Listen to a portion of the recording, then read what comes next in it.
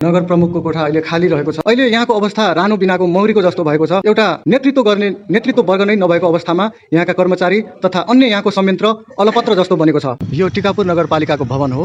बाहिरबाट हेर्दा जसरी यो नमिलेको टुटेफुटेको जस्तो देखिन्छ, ठिक त्यसै गरी यहाँ भित्रको सिस्टम पनि अधुरो र नमिलेको जस्तो भएको छ। अहिले यस नगरपालिकाका प्रमुख रामलाल डगौरा थारू नगरपालिकामा रहेर पुरा गर्न नसकेका जनताका समस्याहरू केन्द्रमा सङ्घमा गएर पुरा गर्छु भनेर यहाँबाट राजीनामा दिएर चुनावी मैदानमा जानुभएको छ भने त्यसै गरी उपप्रमुख खड्गबहादुर शाह भ्रष्टाचारको अभियोग लागेर निलम्बनमा पर्नुभएको छ। मेयर तथा उपमेयर दुवैजना यो नगरपालिकाबाट गइसकेपछि नगरपालिका करिब लथालिङ्ग जस्तो भएको छ। यहाँका विभिन्न काम कारबाही तथा योजनाहरू अहिले अलपत्र जस्ता बनेका छन्।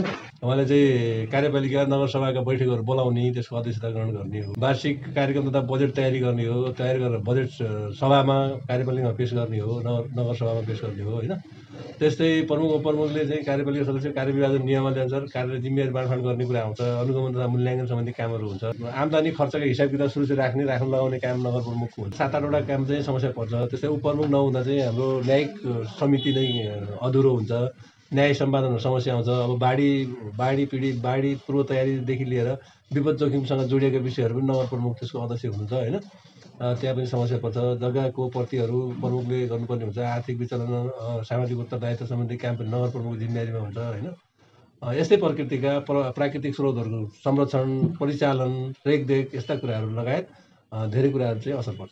टिकापुर नगरपालिकामा अहिले नगर प्रमुख र उपप्रमुख दुवैको पद चाहिँ रिक्त छ। त्यो हुँदाखेरि विशेष गरेर पालिकाले गर्नुपर्ने नीतिगत निर्णयहरू जुन छ, त्यो नीतिगत निर्णयहरू गर्नमा अब बिस्तारै, अहिले त त्यस्तो छैन, बिस्तारै त्यसले चाहिँ अलिकति एक किसिमको अप्ठ्यारो हुन्छ भने र जुन कार्यपालिकाबाट गर्नुपर्ने कार्यपालिका लेभलबाट गर्नुपर्ने निर्णयहरूका लागि पनि पालिकालाई काम गर्न असहज हुन्छ। त्यसै गरेर अब नगर प्रमुख उपप्रमुखसँग सम्बन्धित विभिन्न जुन पत्रहरू आउँछन् त्यो पत्रलाई पनि कसरी कार्यान्वयन गर्ने अथवा त्यो पत्रलाई पनि कसरी अगाडि बढाउने भन्ने विषयमा पनि समस्या हुनसक्छ अथवा भइरहेको छ। अब यो विकास निर्माणका योजनाहरू, त्यसै गरी योजनाहरूको चाहिँ जुन कार्यान्वयन गर्ने कुराहरू, त्यसको अनुगमनको पाटो हुन्छ।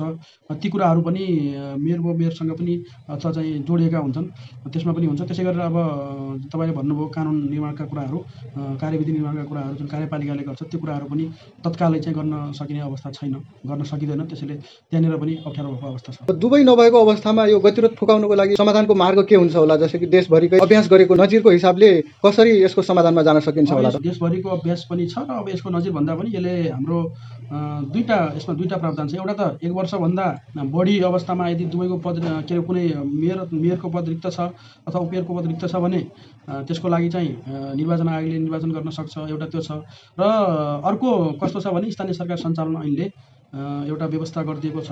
यदि प्रमुख र उपप्रमुख दुवैको पद रिक्त छ भने त्यो कन्डिसनमा चाहिँ कार्यपालिका सदस्यहरूले आफूमध्येबाट छानेको व्यक्तिलाई चाहिँ कार्यवाहक नगर प्रमुखको जिम्मा नगरपालिका भागमा दिने व्यवस्था गरिएको छ। त्यसरी अगाडि बढ्न सक्छ।